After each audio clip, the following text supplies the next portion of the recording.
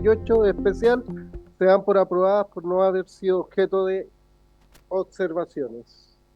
El señor secretario dará la lectura de la cuenta. Muy buenas tardes, señor secretario, tiene la palabra. Buenas tardes, gracias, presidente. Se han recibido los siguientes documentos. En primer lugar, un proyecto de ley de origen en moción del diputado señor Rivas, que modifica la ley 20.880 en materia de actividades en que haya participado el sujeto obligado a efectuar una declaración de intereses y patrimonio. En segundo lugar,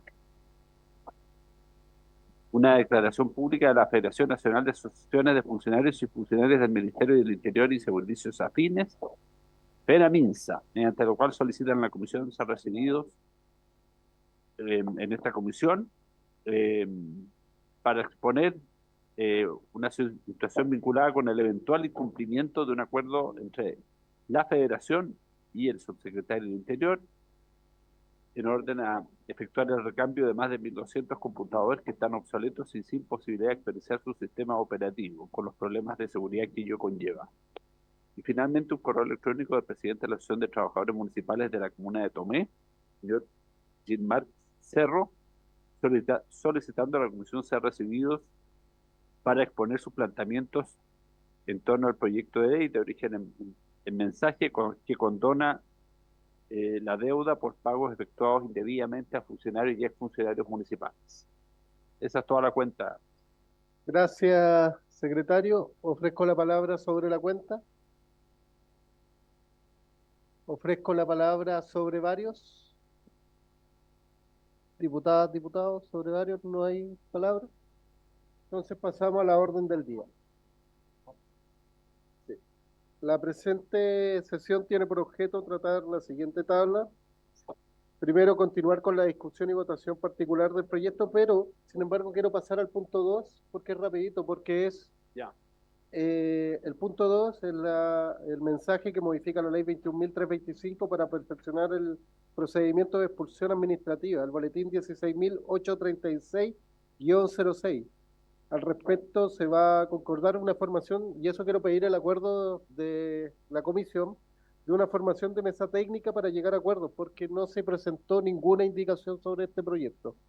Por ende, si le parece bien a la comisión y pido el acuerdo a los diputados y diputadas presentes, que se forme una mesa técnica para llegar a acuerdos sobre esta materia. Sobre el boletín 16.836-06, que es para perfeccionar el procedimiento de expulsión administrativa.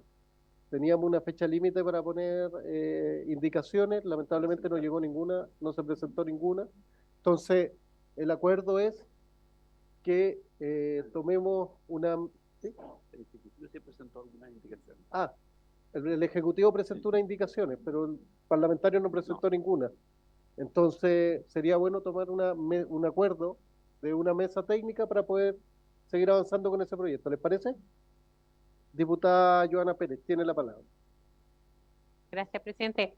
Me imagino que se entiende que si bien no se presentaron en esa fecha, pero que en la mesa técnica los parlamentarios que trabajen pueden presentar indicaciones, Sí, ¿cierto? por supuesto, esa es la idea. Eso, muy bien. Esa es la idea y Sin se tomó problema. el acuerdo también de que, independiente de las fechas límites con indicaciones, se pueden presentar en el minuto incluso de la votación en particular indicaciones. Así que se toma el acuerdo. Ya.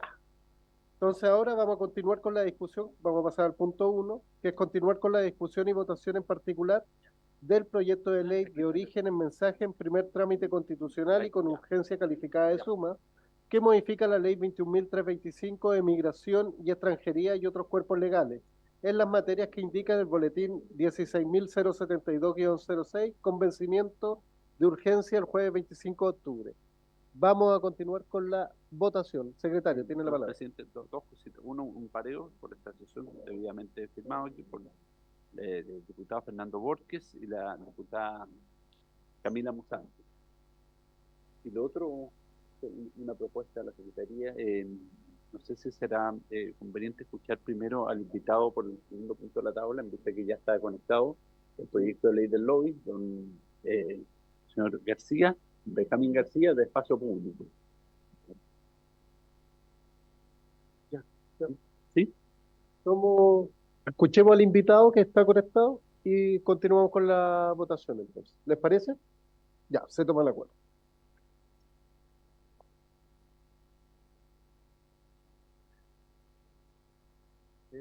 Darle la palabra. Sí. Eh, Don Benjamín García está presente, está de forma telemática conectado ya. Buenas tardes, Sí. presidente, diputados y diputadas. Buenas Bueno, tardes, don Benjamín. primero que Muchas gracias por estar en esta comisión y tiene la palabra don Benjamín García, que es director ejecutivo de Espacio Público. muchas gracias, presidente. Parto por darles mis disculpas por no encontrarme allá en Valparaíso, pero por motivo de fuerza mayor me conecto por este medio. Yo preparé una breve presentación sobre el boletín en discusión sobre la reforma a la ley del lobby y pensaba poder compartir la pantalla si es que eso es lo que, si se me autoriza hacerlo.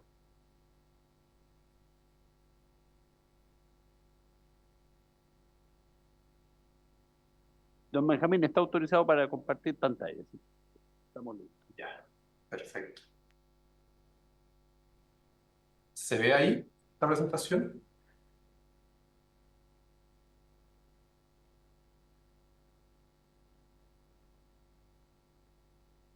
Sí, se ve.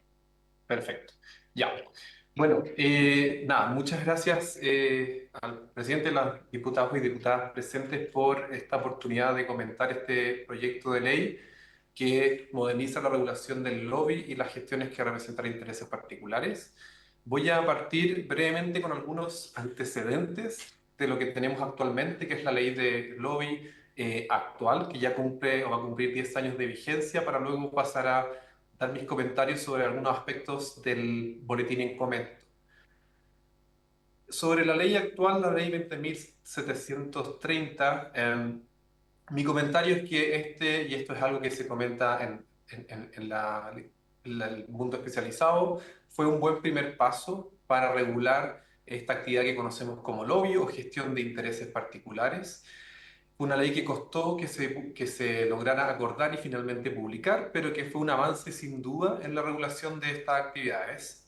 Sabemos por los informes que ha hecho la OCDE y otros organismos que a nivel comparado Chile tiene una regulación que en muchos aspectos es importante, es beneficiosa y es mejor incluso que el promedio de la OCDE, sin perjuicio de lo cual quedan bastantes deudas. Algunos avances de esta legislación fueron la posibilidad de transparentar las reuniones con tomadores de decisión, que en la ley se llaman sujetos pasivos, que son básicamente autoridades públicas con las cuales los particulares pueden agendar reuniones. En segundo lugar, este deber de igualdad de trato, que fue un avance sustancial y que obliga a la autoridad a tener el mismo trato, la misma accesibilidad, proveer la misma accesibilidad a las distintas partes que quieran dar su opinión sobre una materia. También al alero de esta ley se ha desarrollado un sistema operacional que funciona, que es Infolobby, que permite tener acceso a las solicitudes de audiencias y que en general funciona correctamente. Y también que tiene la información centralizada en ese sitio y en formato de datos abiertos. Así que como contexto y un poco en la línea de lo que decía también el mensaje del boletín, en comento, no partimos de cero, sino que hay un sistema que tiene algunos avances. Sin perjuicio de ello, la ley de lobby actual, a ya 10 años de su entrada en vigencia, requiere ciertas actualizaciones y modificaciones. Acá puse algunas de las que normalmente se vienen señalando ya hace un tiempo que requieren esta actualización. La primera, que es más sustantiva, ¿no es cierto?, es que la ley actual, más que realmente una ley que regule todas las formas de lobby, en realidad lo que es una ley de registro de audiencias públicas. Y en ese sentido ha funcionado razonablemente bien, pero se requiere regular otras formas de influencia distintas a las audiencias. También hay ciertas zonas grises que han quedado, que en la práctica y la aplicación de la ley han ido dando a conocer y que tienen que ser reguladas. Se sugiere también, se ha sugerido exigir más transparencia y deberes de integridad a los lobistas, regular la puerta giratoria, esto es, ¿no es cierto?, cuando las personas que trabajan en la administración pública pasan al mundo privado y viceversa, y también mayor fiscalización y sanciones que tengan un efecto disuasorio. No puedo no mencionar los casos que hemos conocido en el último tiempo, que claramente el caso de Hermosilla y otros tantos, ¿no es cierto?, que han enrarecido la opinión pública y que muestran también que es necesario hacerse cargo de regular estas materias, de actualizar la legislación actual. Algunos de esos casos sugieren, la justicia lo dirá si es así, ¿no es cierto?, que han habido presiones o influencias indebidas a cierta autoridad y por tanto es necesario hacernos cargo de ese contexto también y aprovechar el informe y las recomendaciones que el Ministerio de Secretaría General de la Presidencia encargó a la OCDE y que tiene la verdad un gran análisis y un gran diagnóstico y recomendaciones sobre cómo podríamos mejorar nuestra regulación del lobby en Chile. Un poco luego de ese contexto quería pasar a algunos aspectos más específicos del boletín, sin perjuicio de que obviamente van a quedar algunos temas que quizás no voy a mencionar, pero esto me parece a mí que son algunos de los principales. Lo primero que hace el boletín, ¿no es cierto?, es ampliar el ámbito de aplicación de la ley del lobby, ¿no es cierto? Y se incluyen temas tales como las acciones de intermediación para facilitar audiencias y contacto con sujetos pasivos. O sea, cuando se ayuda, ¿no es cierto?, se colabora en concretar audiencias u otro tipo de acciones de intermediación entre sujetos activos de la ley, o sea, personas que representan intereses particulares y sujetos pasivos. Eso es un avance, ¿no es cierto?, complejiza y amplía la aplicación. También esto es muy importante precisamente en el contexto que le estaba refiriendo antes sobre los casos de corrupción que hemos sabido. Se incluye la designación o aprobación de nombramientos en que interviene el Senado, la Cámara de Diputados y Diputadas como parte del ámbito de aplicación de la ley.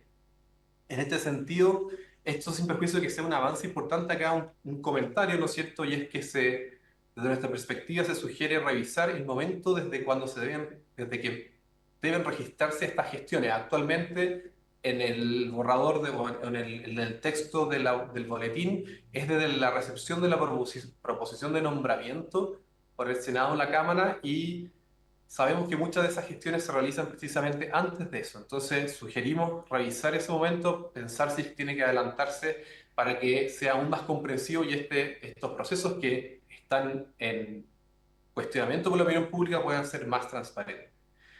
El boletín también amplía los sujetos pasivos. Muchos de ellos ya se habían ido incluyendo en la aplicación de la ley del lobby actual mediante resoluciones y ahora pasan al texto legal, lo cual obviamente da mayor certeza. También hay una obligación de agenda abierta para algunas altas autoridades, que también es un avance, también es algo que se ha ido haciendo en la práctica, pero acá queda recogido en la legislación. Y también un paso que es importante en el artículo 6 bis del boletín es la regulación de las comisiones asesoras. Sabemos que estas comisiones asesoras compuestas por técnicos están cada vez más en uso, pueden cumplir un rol muy importante en la búsqueda de acuerdos, en la búsqueda de antecedentes técnicos para las reformas que requiere Chile, pero es verdad que no tenía una regulación que permitiera algún estándar mínimo de transparencia. En ese sentido, esto se incorpora en el boletín y eso es algo positivo. En segundo lugar, el boletín también se refiere al concepto de lobista, ¿no es cierto? La ley actual hace una distinción entre los lobistas y los gestores de intereses particulares que básicamente está determinada por el criterio de la remuneración. Esa distinción, la verdad que en la práctica no tenía un efecto importante y más bien confundía o complejizaba la legislación. En ese sentido, parece positivo que, siguiendo las recomendaciones de la OCDE, se pase a un solo concepto que es este de representante de intereses particulares. Y esto creo que es probablemente lo más relevante, una de las cosas más relevantes del boletín. Se crea esta categoría de representante calificado de intereses, que tiene, vamos a ver después, ¿no es cierto?, mayores obligaciones que los representantes, digamos, no calificados o estándar, ¿no es cierto? El criterio para caer dentro de esa clasificación de representante calificado de intereses tiene que ver básicamente, dependiendo si es una persona natural o jurídica, con la cantidad de audiencias públicas por semestre que esa persona jurídica y sus trabajadores o la persona natural hayan efectuado, ¿no es cierto? El criterio que se establece es que sean al menos 7, ¿cierto?, por semestre. Y también hay una cláusula de salida para que aquellas personas jurídicas o personas que tengan ingresos anuales menores a 2.400 UF puedan quedar exenta de estas obligaciones. Esa segunda parte a nosotros nos parece en espacio público que es algo que es deseable para no sobrecargar, ¿no es cierto?, a instituciones más pequeñas con demasiadas obligaciones, pero creemos que para la discusión, ¿no es cierto?, de este boletín sería bueno revisar este criterio de calificación. Es verdad que no es fácil establecer un umbral fijo que permita clasificar entre los representantes calificados y los no calificados, pero creemos que simplemente el número de audiencias por semestre puede no ser representativo de las actividades de lobby en general, ¿no es cierto? Y de hecho el proyecto busca regularla, incluye otro tipo de actividades, ¿no es cierto? Puede ser sujeto, susceptible a estrategias de evasión. Esta idea de las 7 audiencias por semestre es cosa de pedir una menos y las obligaciones son sustancialmente menores. Entonces, dado que el cambio de obligaciones entre los sujetos o los representantes no calificados y los calificados es tan importante, es tan sustantiva, este umbral es muy delicado y pueden buscarse quizás otras estrategias para complementarlo. Puede ser el tamaño de la empresa en términos de empleados, otras actividades de lobby, ¿no es cierto?, para hacerlo más robusto. Y si bien siempre estos umbrales van a tener algún criterio de discrecionalidad, porque hay que poner un número, puede ser un poco más complejo para evitar que sea susceptible de estrategias de evasión. Ese sería nuestro principal comentario respecto al concepto de lobista. Luego, respecto a las obligaciones de los lobistas, acá también hay algunas innovaciones del boletín, la mayoría de las cuales son positivas. En primer lugar, ¿no es cierto?, se regula una zona gris de la legislación actual, que es qué ocurre con aquellas audiencias que citan los sujetos pasivos, es decir, que no son solicitadas por los sujetos activos, sino que son solicitadas por la autoridad, diciendo que para todos los representantes de intereses, calificados o no calificados, se deben registrar estas audiencias sin importar quién las cita. Eso es un avance importante porque es una deuda de la legislación actual. Pero yo creo que los temas más importantes están respecto a los representantes calificados de intereses que, como ya dije, tienen ciertas obligaciones adicionales que están en el artículo, en este caso, 12 bis.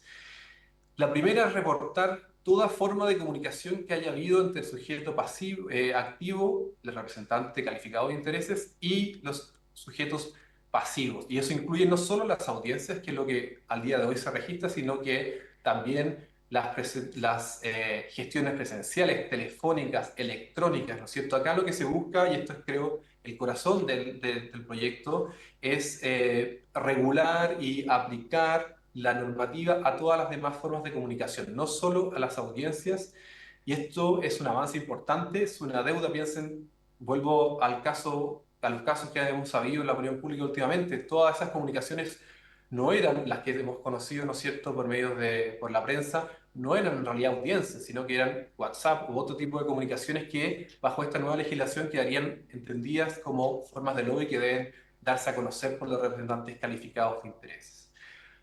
Acá el comentario que tenemos sugerimos, ¿no es cierto?, considerar que esta obligación aplique quizás con distintos grados. Ahí se puede, ¿no es cierto?, graduar no solo a los representantes calificados de intereses, sino a todos los representantes de intereses, porque si no, nuevamente vuelvo al umbral, es mucha la diferencia entre quedar entre 6 y 7 audiencias al semestre, porque implica precisamente realmente regular el lobby o simplemente las audiencias. Entonces esto de alguna manera se podría aplicar también a los representantes no calificados, y también pensar algún deber recíproco de los sujetos pasivos, es decir, que los sujetos pasivos también tengan que registrar este tipo de comunicaciones para que haya una forma de contrarrestar la información que exista de parte de los sujetos activos y de los sujetos pasivos.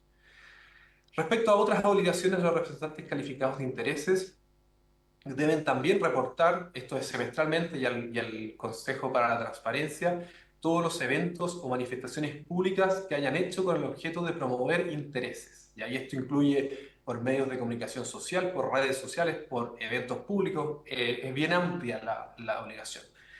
A nosotros nos parece que esta obligación va en la línea correcta. Es importante porque aumenta la transparencia, precisamente, que es lo que busca este proyecto.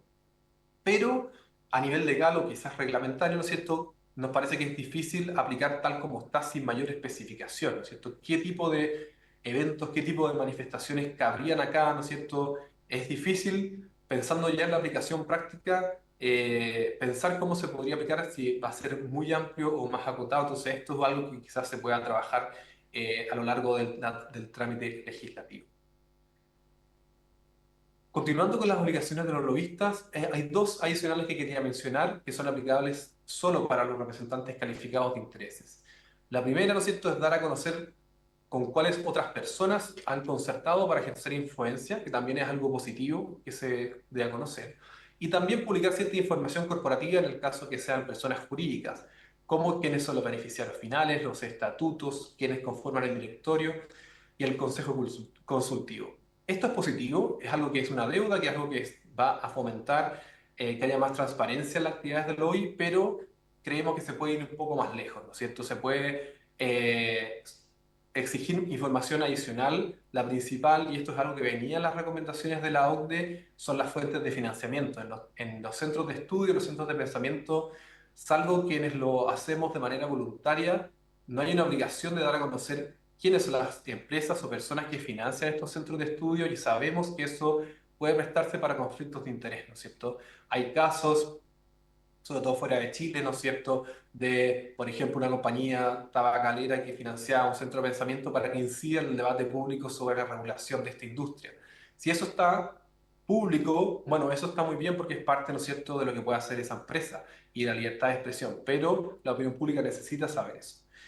Hay algunas normas en esta línea, el proyecto de ley de transparencia 2.0, pero solamente para aquellos centros de pensamiento que reciban asignaciones parlamentarias.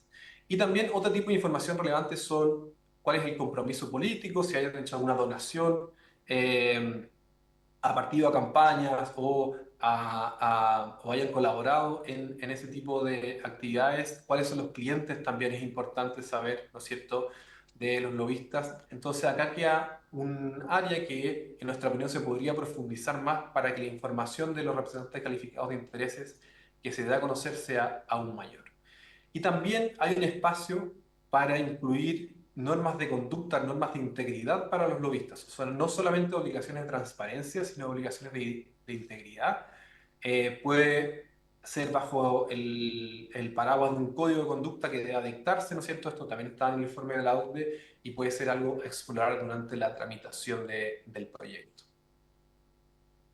El proyecto, y esto lo voy a mencionar más brevemente, establece normas sobre puerta giratoria, ¿no es cierto? Que es que básicamente son dos normas, ¿no es cierto? La provisión de que personas que hayan ejercido como representantes calificados de intereses ante una institución pública determinada ingresen a esa institución, a la pública, durante los 12 meses siguientes que hayan ejercido esas actividades, ¿no es cierto? Y en el sentido contrario, ¿no es cierto?, la prohibición de desarrollar el lobby por exfuncionarios y funcionarias y exautoridades ante instituciones en las que se desempeñaban por 2 años luego de que hayan dejado de estar ahí.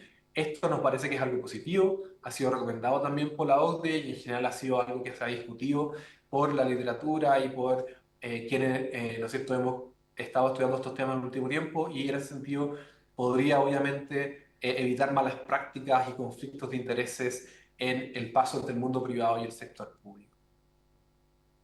Hay una obligación adicional que que ha sido también comentada sobre este boletín, tiene que ver con los medios de comunicación. Esto de hecho no es una modificación a la ley del hoy, sino a la ley de libertad de prensa, ¿no es cierto? Y que es una obligación de los medios de comunicación social de indicar si el mensaje que transmiten es pagado y si ese es el caso, quién es el patrocinador.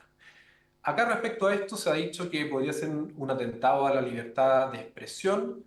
La verdad es que nosotros no estamos de acuerdo con eso, creemos que acá hay un potencial de hecho a fomentar o fortalecer la garantía del derecho a la información. Las personas tenemos derecho a saber, los ciudadanos tienen derecho a saber si la información que se establece en los medios de comunicación social, las ideas que se transmiten, las entrevistas, ¿no es cierto?, tienen un pago desde quienes la quieren comunicar al medio de comunicación, y en ese sentido nos parece que es algo positivo y que puede contribuir precisamente a tener una opinión pública y un debate público más transparente que el que tenemos actualmente.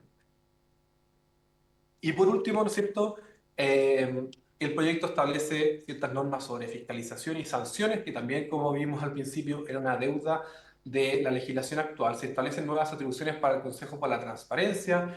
Entiendo que el Consejo para la Transparencia ya fue a la comisión y por tanto ellos habrán dado a conocer sus preocupaciones o sus observaciones respecto al boletín. Por supuesto, hay una importancia de los aspectos presupuestarios para que esto sea, en la práctica sea efectivo, ¿no es cierto? Esta es toda un área nueva que sería para el Consejo de la Transparencia, ya que tendría un rol de fiscalizador activo sobre privados, y ya no solo sobre instituciones públicas, que es la mayoría o prácticamente todo el trabajo que hace actualmente el Consejo. Y en ese sentido hay que pensar bien cuáles son los efectos del presupuesto y en la organización para que ello sea hecho de manera correcta y efectivamente pueda haber un rol de fiscalización de verdad, y no sea simplemente en el papel.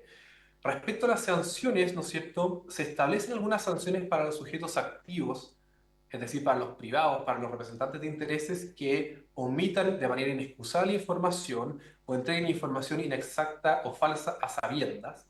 Se establece también un procedimiento, ¿no es cierto?, en el cual participa el Consejo para la Transparencia. Ahí nuestros comentarios, ¿no es cierto?, sugerimos revisar, ¿no es cierto?, los montos de las multas que se establecen. Actualmente son de 10 a 50 UTM, que pueden ser duplicadas en caso de reincidencia, que en algunos casos pueden ser aún, ¿no es cierto?, poco suficientes o demasiado bajas, en algunos casos, no en todos, por supuesto. Entonces podrían incluirse criterios que se asocien, por ejemplo, al tamaño o a los ingresos de los sujetos activos que incumplen sus obligaciones, para que éstas efectivamente tengan un rol más disuasorio. Y también podría pensarse que en casos más graves, como ocurre en legislaciones de otras industrias, ¿no es cierto?, se puedan suspender, o incluso en los casos más graves, ¿no es cierto?, prohibir la realización de actividades de lobby por parte de estos sujetos activos que realicen estas infracciones graves a la ley. Estos, ¿no es cierto?, son los aspectos principales. Traté de hacerlo relativamente corto, breve, para utilizar bien el tiempo, y si hay preguntas, encantado de responderlas. Y quería cerrar simplemente con un mensaje general. Se ve que este proyecto es un proyecto que tuvo una preparación adecuada, que tuvo un trabajo en colaboración con la OCDE, que hizo un análisis minucioso de cómo se aplicaba la ley actual del lobby en Chile, y por tanto es un boletín que nos parece que es valioso, que sería un aporte importante, un avance sustantivo en la regulación del lobby. Por supuesto, hay materias que pueden ser perfeccionadas, y para eso nosotros tenemos la discusión legislativa, pero nos parece que en el contexto que estamos también, con los casos que hemos sabido, sería una señal muy potente poder avanzar en la aprobación en general, ¿no es cierto?, en la comisión, y en general la tramitación de este proyecto, para ir haciendo los ajustes que sean necesarios, pero avanzar, y que no sea un proyecto como el que ocurrió con la ley actual del lobby, que se demoró más de algo así como 10 años en tramitación, sino que sea con los tiempos que sean necesarios para su discusión, pero que hayan efectivamente avance. Y nos parece que el proyecto como está es un buen punto de inicio. Muchas gracias. Muchas gracias, don Benjamín, director ejecutivo de Espacio Público. Ofrezco la palabra a los diputados y diputadas. ¿Preguntas? ¿No? Entonces, no hay pregunta, don Benjamín, lo dejo liberado, y muchas gracias por asistir a esta invitación a la comisión. Muchas gracias. Muchas gracias a ustedes por la invitación. Buenas tardes. Gracias, don Benjamín. Buena tarde. Pasamos para continuar con la discusión y votación en particular del proyecto de ley de origen en mensaje, en primer trámite constitucional y con urgencia calificada de suma, que modifica la ley 21.325 de migración y extranjería y otros cuerpos legales en materias que indica el boletín 16.072-06. ¿No está? Sí, por favor. Vamos a suspender un minutito para que ingrese Nicolás Torrealba, que es el jefe de gabinete de Servicio de Migración, de Dirección Migración Nacional. Vamos a suspender un segundito.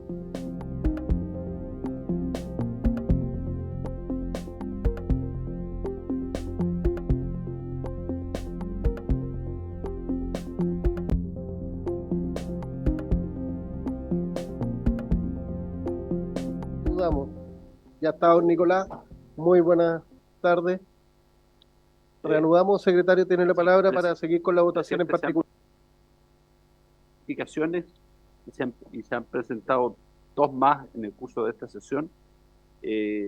Siguiendo el orden del proyecto, correspondería que la comisión se pronuncie primero sobre una indicación de la Erika Olivera y varios más, una indicación transversal que han suscrito varios integrantes de la comisión, que recae en el artículo 2 del proyecto, que modifica el decreto que establece las disposiciones sobre la nacionalización de extranjeros. La indicación propone un inciso final del siguiente tenor: el plazo indicado en el inciso primero se reducirá a 2 años en el caso de extranjeros que desarrollen actividades deportivas de alto rendimiento que permitan representar al país en eventos internacionales. Respecto a los menores de 18 años de edad, el plazo de residencia para solicitar la nacionalidad chilena se reducirá en la misma medida si se trata de deportistas que estén en condiciones de representar al país internacionalmente. Ambas situaciones deberán ser acreditadas por la autoridad competente. Le pido, le Sí. doy la palabra a don Nicolás para que nos dé la opinión de... Sí. Antes de eso, presidente, ¿Sí? solicite la reapertura del debate porque ya este artículo está despachado. Ah, ya. Solicito la reapertura del debate porque este artículo fue ya despachado, el artículo número 2, y esta indicación habla sobre los deportistas, para que no pase por los 5 años. Así que pido Sí, una reapertura de ese debate, si están de acuerdo. Hay una- Perfecto, está de tomar. hay acuerdo. Le pido la opinión y le doy la palabra a don Nicolás Torrealba. ¿Qué opina el Ejecutivo respecto a esta indicación?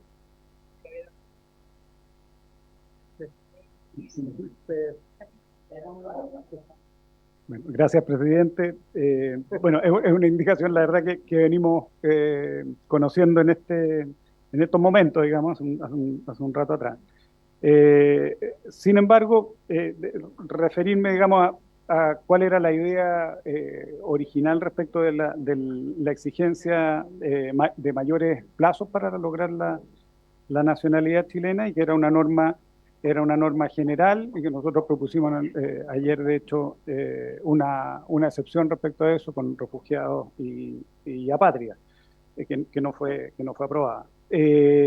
Pero sí nos parece atendible que haya una diferenciación para personas que representan al país en competiciones deportivas internacionales. Nosotros entendemos que ahí sí hay un interés del país detrás de eso, y en ese sentido nosotros estamos a lo que resuelva la comisión, pero no vemos mal la indicación. Muchas gracias, don Nicolás. Entonces, en votación la indicación que leyó el secretario. En votación.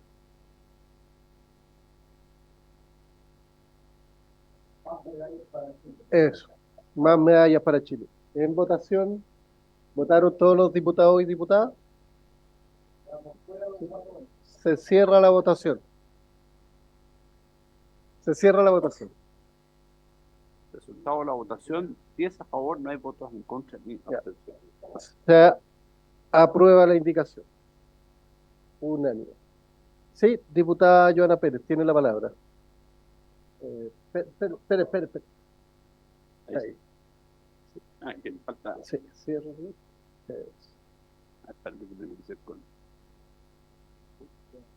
Ahora. Muy bien, muchas gracias. Quiero agradecerle a la comisión la voluntad que han tenido para firmar esta indicación, que la diputada Erika Olivera, que ha dado una lucha importante en materia de deporte y también de un trabajo que va más allá, ¿cierto?, de lo deportivo, sino que también tiene que ver con revisar en la legislación hoy día en materia migratoria, darle las facilidades para que efectivamente personas que hoy día están representando, puedan representar de mejor manera a nuestro país y que han optado por la nacionalidad, y que darle las facilidades en los plazos que indica la indicación. Así que agradecerle, y ojalá que podamos esto sin duda sacarlo pronto, porque de nada sirve que nosotros trabajemos muy rápido y el Senado deje paralizados los proyectos, ¿ya? Así que solo lo dejo ahí también para hacer ese llamado. Muchas gracias, presidente. Gracias, diputada Joana Pérez. Secretario, pasamos a la siguiente votación.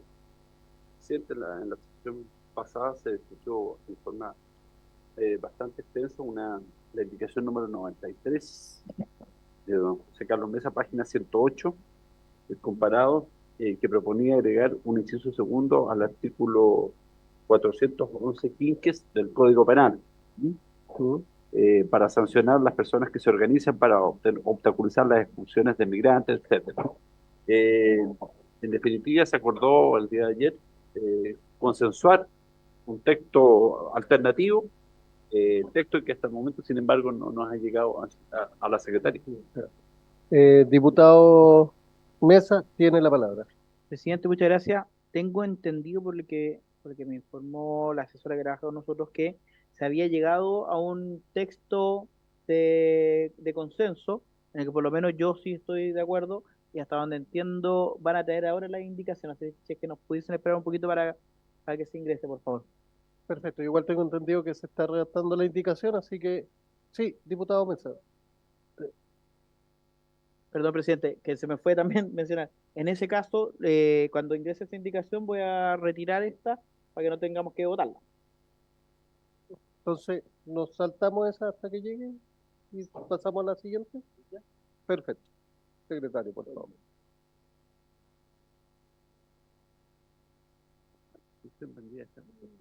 Sí, presidente, hay otra indicación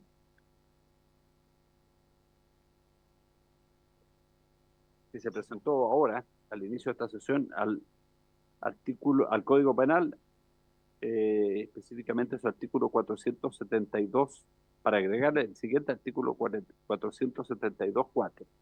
Asimismo, se impondrán las penas señaladas en el número 1 del artículo 467 a los que con abuso grave de una situación de necesidad, de la inexperiencia o de la incapacidad de discernimiento de otra persona prometieron la obtención desde las instituciones centralizadas o descentralizadas del Estado de permisos, beneficios o residencias, siendo estos improcedentes. Esto sería la... Diputada Catalina Pérez, que es autora, una de las autoras de la indicación, tiene la palabra. Sí, presidente, muchas gracias. Esto hace referencia a lo que conversábamos el día de ayer relativo a regular las verdaderas estafas que se producen en torno a la falsa promesa realizada de una regularización, por ejemplo, una persona migrante aprovechándose de su condición de migrante. Sin embargo, entiendo que es parte también del consenso al que se ha llegado en conjunto con el Ejecutivo y la oposición. Por tanto, estoy en la misma condición que el diputado Mesa, entendiendo que si se aprueba el consenso generado, tanto la diputada Tello como yo retiraríamos la indicación. Entonces hay que esperar la indicación de consenso ya. Pasemos a la siguiente, que hemos pendiente. Ya. Entiendo.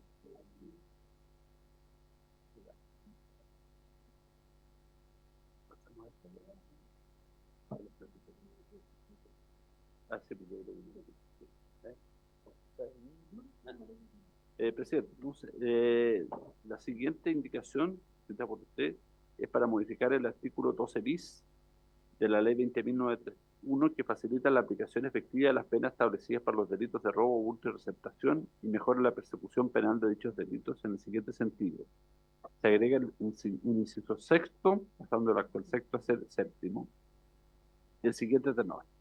También procederá a su detención cuando la persona sometida a este trámite se encuentre trasladando a una o más personas que hayan entrado ilegalmente al país y que no sean nacionales o residentes desde cualquier punto ubicado dentro del área de los 10 kilómetros del límite fronterizo o dentro del mar territorial hasta una zona posterior a ella.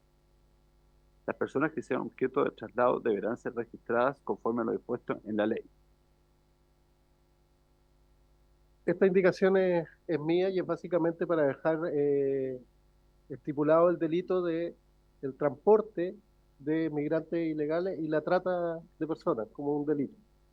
Eso es lo que indica o lo que da esta indicación. Diputado Fonsalía, tiene la palabra. Es que estaba votando. Lo que pasa es que dice desde cualquier punto ubicado dentro del área de los 10 kilómetros. ¿Ya? Entonces, tendríamos dos hipótesis. El que traslada personas irregulares dentro de los 10 kilómetros y el que traslada personas irregulares en los 10 kilómetros, 1. Y a ese no se le aplicaría, ¿ya?, esta norma. ¿Ya? Aquí lo que se busca es evitar el tráfico definitivo de personas, ¿ya?, mediante lo que es el medio que se utiliza. Entonces, ¿por qué limitarlo a los 10 kilómetros, que entendemos que ese es el radio de acción respecto de la reconducción.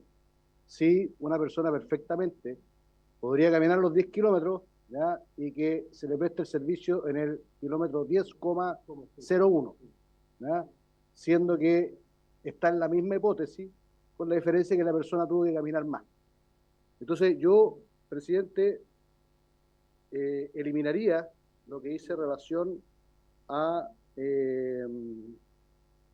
que dice la ubicación porque aquí lo que se busca es el desincentivo de que se traslade gente, ¿ya? Y por lo tanto yo creo que se debería eliminar esa parte de lo que dice relación con el área, porque si no, 10 kilómetros, la diputada Tello va a entender en lo que hay desde el Faro hasta,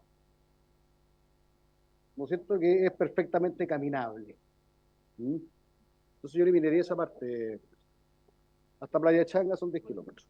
Estamos dispuestos a reformularla, en realidad tiene razón, yo creo que podríamos reformularla. Diputado Mesa tiene la palabra. Ahí sí, muchas gracias, presidente. Estoy totalmente de acuerdo con lo que señala el diputado González y quiero agregar otra cosa, que es el elemento probatorio. Si yo no logro probar para sancionar en qué kilómetro en el fondo el funcionario va a tener que andar con un GPS para ubicarse en el momento exacto en donde lo atrapó, porque ante la duda el juez penal va a considerar que no está probado el delito. Entonces, creo que la referencia a los 10 kilómetros también tiene una consecuencia procesal que puede convertir en, si bien no es inaplicable, en una norma de muy difícil aplicación si es que se mantienen estos términos, presidente. Gracias. Gracias, diputado Mesa. Concuerdo, en realidad, del tema probatorio. Vamos a reformular la indicación. Y de hecho la están trabajando ahí los asesores. Así que la dejamos pendiente también. Dígame, tiene la palabra, diputado González.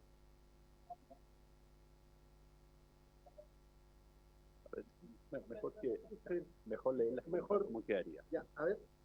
Si lo sacaron los 10 kilómetros, leámosla Sí, para que los diputados aquí lo tengan. hicieron una modificación.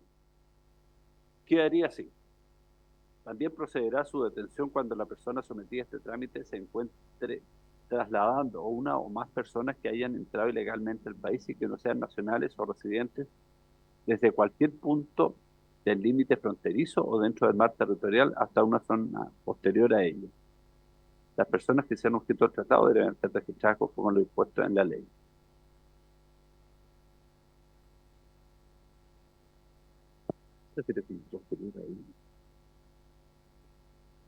Adentro de Chile. Diputada Catalina Pérez, tiene la palabra. Presidente, sí, yo en principio estoy de acuerdo, pero lo que no entiendo es como cuál es el objeto de la sanción. Si lo que queremos sancionar es el traslado o sea, si es relevante el paso por la frontera o no. O sea, porque si lo que yo quiero sancionar es el traslado de un lugar a otro por un paso no habilitado, tiene sentido que me pillen durante cierto nivel de kilómetros, ¿o no? Pero si es que no es relevante y lo que queremos sancionar es más bien el traslado irregular de personas, el traslado de personas en condición irregular, claro, en cualquier punto del kilometraje entendería que el efecto, digamos, de la comisión del delito es el mismo. Entonces, no entiendo bien cuál es el objeto a sancionar, o cuál es el sentido que vemos ahí para entender bien cómo deberíamos redactarlo entonces. No sé si podemos profundizar en eso, presidente. Sí, el objetivo en realidad es poder dejar como delito el tráfico ilegal de migrantes ilegales. Recordemos que desde Colchane a Estación Central llegan migrantes al terminal y recorren más de 1000 kilómetros sin que nadie los fiscalice, sin que nadie... claro, da lo mismo sí, efectivamente da lo mismo el tema del kilómetro. Yo creo que ahí fue una mala reacción, pero aquí lo que se quiere y el objetivo es que no exista el transporte de migrantes ilegales y que sea un delito. ¿Mm? Sí, tiene la palabra diputado Fuenzalía. Sí, perfecto. Lo que pasa es que esto tiene que quedar acotado al traslado desde las fronteras. Porque O sea, pues no, sí, pero tiene que quedar acotado al acto de ingreso desde la frontera, o porque si no se podría dar la paradoja que usted pudiese denunciar a un chofer o a un conductor de un colectivo en cualquier comuna de Chile porque está trasladando a una persona irregular. Por lo tanto, tiene que referirse, o sea, aquí tiene que referirse, porque si no lo hacemos así, cualquier conductor tendría que preguntarle de dónde viene, mostrar el pasaporte, si es regular o irregular. Entonces, o le ponemos un plazo desde que cruzó irregularmente la frontera, plazo que no vamos a conocer y que tendríamos que presumir, ¿ya? Pero lo que sí se busca es desbaratar este negocio ilegal, ¿ya? No solamente de tráfico de personas, sino que también del transporte, que hemos visto que se hace, por ejemplo, desde Colchane, como lo decía bien el diputado Trisotti ayer a propósito de los miembros de la Comisión de Seguridad que habían ido a Colchane. Entonces creo que hay que mejorar también la norma respecto de eso, o sea, no solamente dentro del punto, sino que también que diga relación con el delito que queremos sancionar. ¿Mm? Entonces hoy día está muy abierto, si no cualquiera le hacen dedo, lo lleva y podría estar sujeto a esta sanción. Diputado Matías Ramírez, tiene la palabra. Gracias, presidente. Efectivamente, una de las cuestiones que se ha denunciado de manera muy reiterada es cómo efectivamente el transporte a veces legal, es decir, con conductores profesionales y todo, a veces también en situación irregular, están cerca de la frontera para trasladar a migrar. Yo creo que entendiendo el espíritu de la indicación, lo que se busca es que se pueda detener eventualmente ese conductor y se pueda registrar dicha situación como tal. Que me parece acorde, pero efectivamente hay que dejarla establecida al rango fronterizo, porque claro, podríamos detener hasta un conductor de una micro en cualquier parte producto de esta situación y él no va a tener cómo reconocer, porque lo que pasa en el caso de Colchane es que existe una verdadera coordinación para ir a la frontera a buscar, en este caso, a personas que ingresan de manera irregular con el negocio respectivo. Estamos hablando de altas cifras que se les cobran en definitiva y que muchas veces incluso, hay que decirlo, también esos migrantes son víctimas de eventualmente, los dejan en otros sectores, los dejan botados en el desierto, o sea, tampoco cumplen con el objetivo de llevarlos muchas veces al lugar donde se compromete con este pago. Entonces me parece, si ese es el espíritu en orden a poder detener a esas personas, me parece razonable, pero yo creo que habría que complementar en torno también a la sanción específica respecto de esta situación en particular, que en este caso, siendo de la región y conociendo lo que más duele, es que en definitiva se revoque muchas veces la licencia profesional. Más allá que se pueda establecer o no una pena, pero yo creo que en lo práctico, el mayor elemento de infractor para evitar esa conducta es que ese chofer profesional sepa que va a perder su licencia profesional producto de esta situación.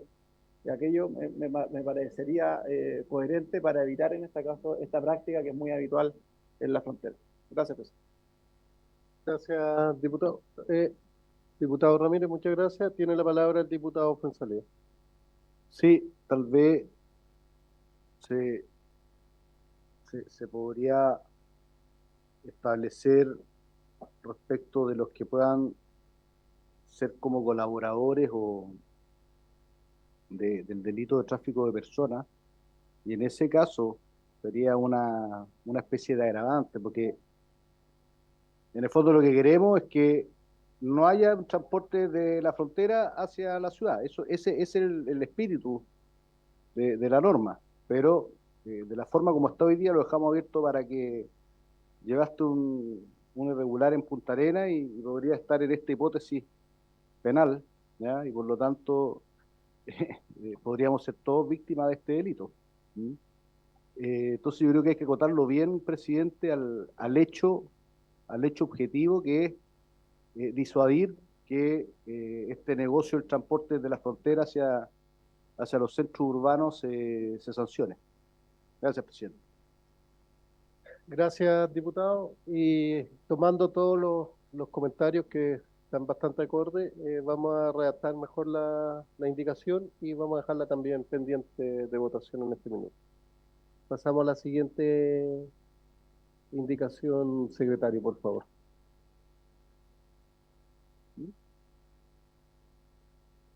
Allá, presidente, me informa de Carolina que la redacción de sobre la indicación del número 93 del diputado Mesa estaría a punto de salir del horno. Sí. Por mientras, diputada... ¿Todavía no sale? Sí. Sí. Por mientras, diputada Carolina Tello tiene la palabra. Gracias, presidente. Eso para rellenar, ¿no? Mientras termina de redactar la indicación. No, es algo relevante respecto a lo que estábamos discutiendo recién a propósito de la indicación que vamos a mejorar, ¿cierto?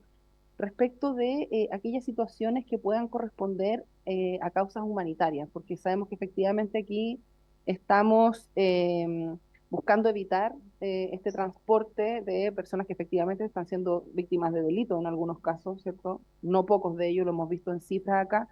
Entonces, a lo mejor preguntarle al Ejecutivo por su intermedio, presidente, si es que en alguna de las normas que ya tenemos aprobadas se salvaría, digamos, esta situación, o si sería necesario dejarlo también establecido en esta nueva redacción para efecto de no tener problemas con, por ejemplo, los refugiadas, etcétera, que puedan venir por razones humanitarias y no con el objeto que estamos tratando de regular acá en la comisión. Eso, gracias.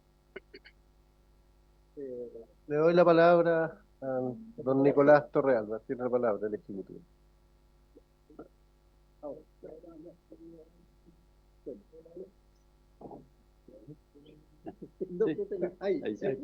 Gracias, presidente. Bueno, nosotros entendemos que la situación de los refugiados, de las víctimas de trata de personas, víctimas de tráfico ilícito de migrantes agravados, están a salvo de cualquier tipo de sanciones migratorias por las disposiciones legales especiales que le aplican. En el caso de los refugiados, la ley 20.430 y las disposiciones especiales respecto a las víctimas de los otros delitos. Gracias, don Nicolás. Entonces, ¿suspendemos para esperar las indicaciones? Vamos a suspender un ratito la sesión. Se suspende.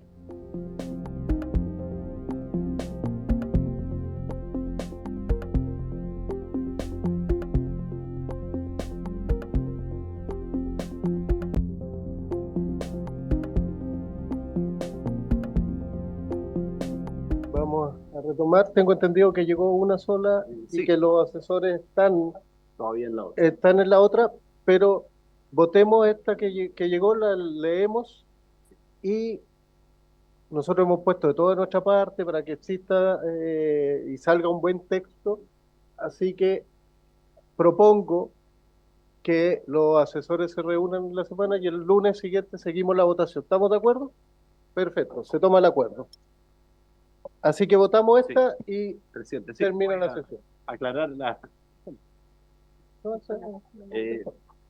presidente, la indicación que se presentó agrega un artículo 472.4. Yo ya había leído una indicación que también incorpora este artículo 472, pero esta reemplazaría a la anterior, que está suscrita por las diputadas Catalina Pérez y Carolina Tello.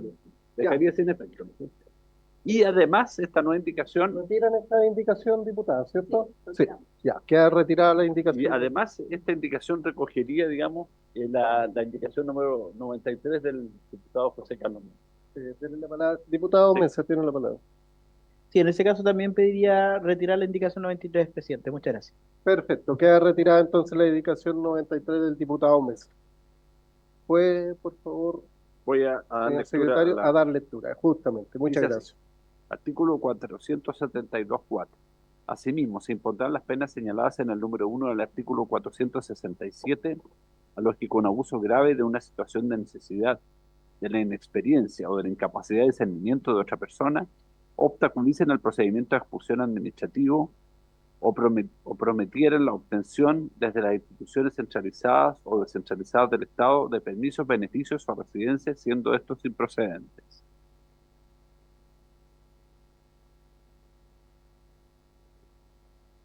En votación la indicación entonces. Sí, diputado Matías Ramírez tiene la palabra. Gracias, presidente. En realidad es una duda respecto a esto de que obstaculicen el procedimiento de expulsión administrativo. ¿A qué se refiere? Porque lo otro que prometiera la obtención de las instituciones centralizadas, permisos, beneficios, residencias, de improcedente, me parece coherente, pero ¿cuál sería el ejemplo respecto a la obstaculización del procedimiento administrativo? Esa es la duda que me genera respecto a esa frase en particular. Lo otro me parece coherente, pero eso en términos de la obstaculización es algo, no sé si quien me suscribe la indicación lo pudiesen explicar brevemente para poder entender. Gracias. Por lo menos gracias, diputado Matías Ramírez, lo que yo tengo entendido y cómo lo entiendo la indicación es poder abusar de esos recursos o dilatar con esos recursos la observación, pero sería bueno que diputado Mesa tiene la palabra. Sí, presidente, justamente lo que hace esta indicación que junta dos indicaciones distintas, pero que van en la misma línea, que es quienes aprovechándose de la inexperiencia o el desconocimiento de la ley chilena, presentan recursos o prometen la obtención de ciertas regalías o prebendas, como dice el diputado, ¿cierto? Cuando estos son claramente improcedentes. Esto es una norma penal, por lo tanto lo que requiere es probar el dolo.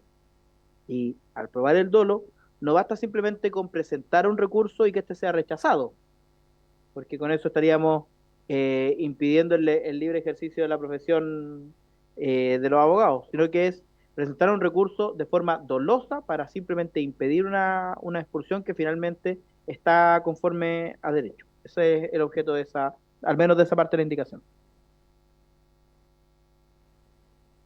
Gracias, diputado Mesa. Le doy la palabra al Ejecutivo para que se manifieste también. Ya. Después la diputada Catalina Pérez.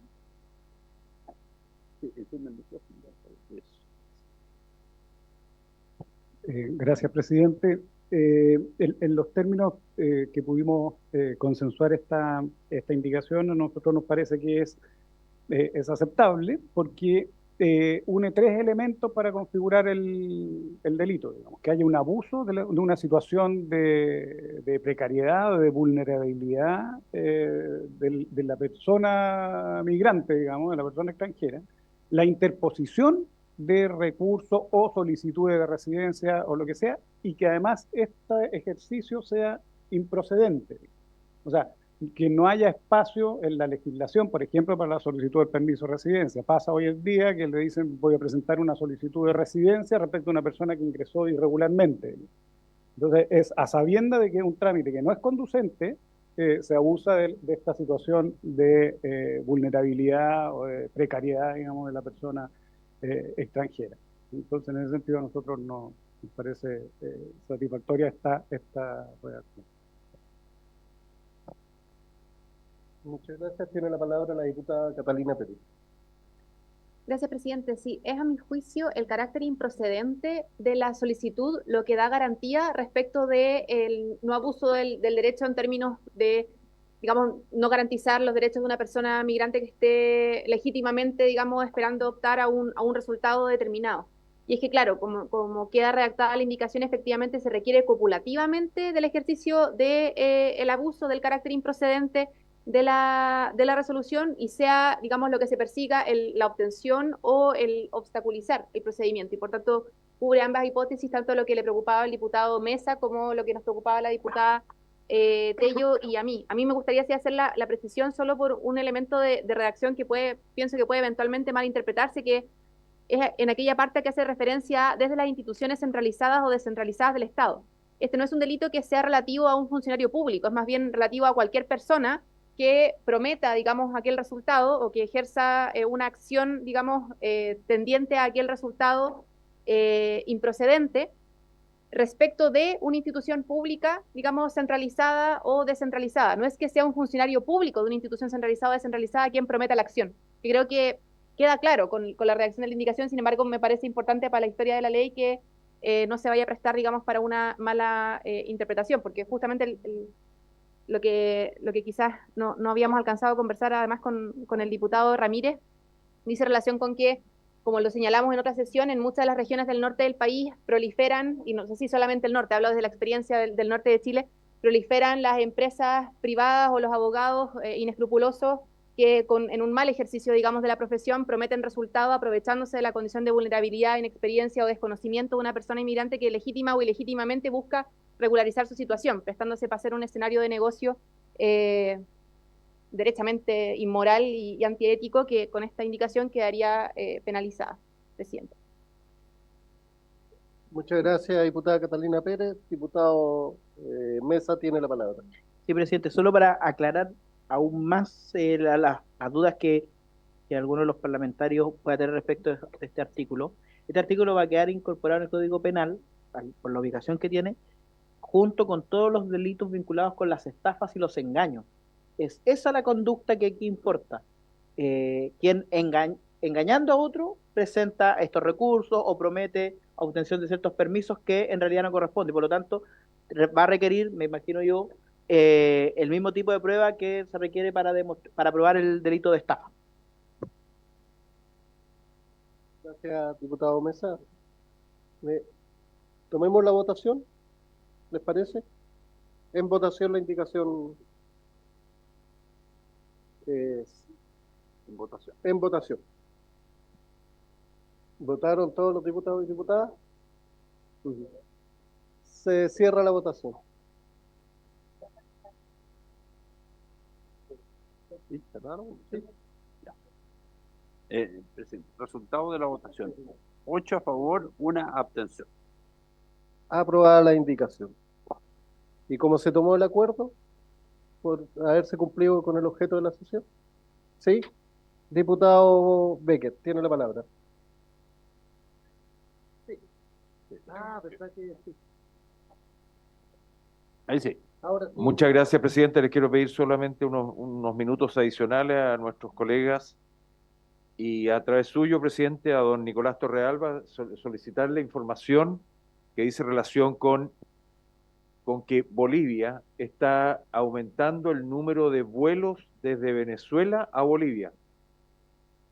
Es decir, los inmigrantes que ingresan al país, a nuestro país, en forma ilegal, llegan en avión a Bolivia y posteriormente los trasladan hasta la frontera y después no quieren que nosotros los retornemos, salvo solo a los bolivianos que ingresan en forma ilegal. Este es un tema que yo creo que es de máxima gravedad y yo espero que nuestro gobierno tome decisiones de Estado de manera de poder tomar unas decisiones.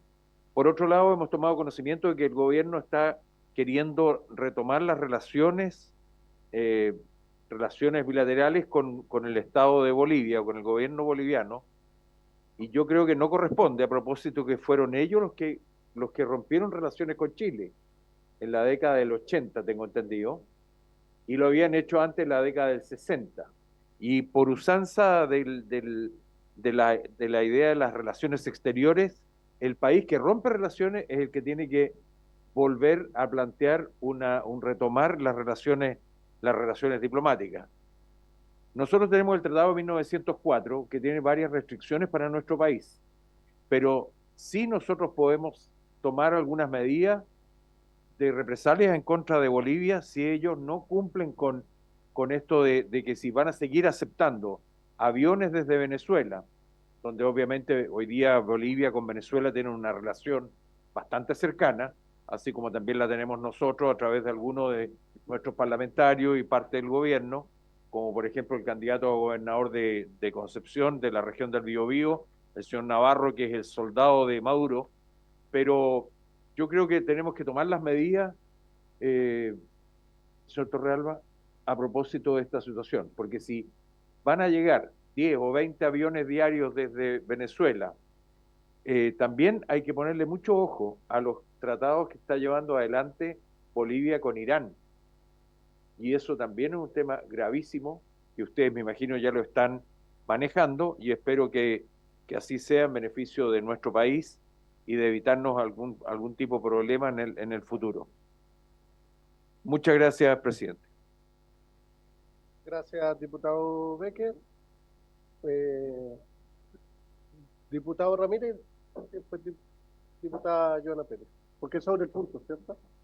Sí, presidente, sí, es sobre el punto del diputado Becker, que yo entiendo que la representación de su distrito no le toca relación directa con Bolivia, pero a mí me toca ser parlamentario por Tarapacá. Entonces, quizá a él no le agradará, pero en el caso de nuestra región, nosotros hemos fomentado y siempre hemos discutido fortalecer o retomar efectivamente las relaciones diplomáticas con Bolivia, porque entendemos que la forma de hacerse cargo de las problemáticas es manteniendo relaciones diplomáticas. Desde un punto de vista económico, la zona franca de Iquique, más del 60% de mercancía que se mueve en el recinto amurallado es precisamente de compras que se hacen, en este caso, por parte de empresarios bolivianos. Entonces, plantear en este sentido que la solución a esto es romper relaciones con Bolivia y no tener en este caso ningún tipo de relación, al menos en Tarapacá generaría un efecto, quizás no lo dijo literalmente, diputado, pero sus palabras apostaban para allá. Entonces yo creo, insisto, puedo entender su punto, pero creo que desde el norte no creo que por ahí, al menos en mi opinión, sea la solución.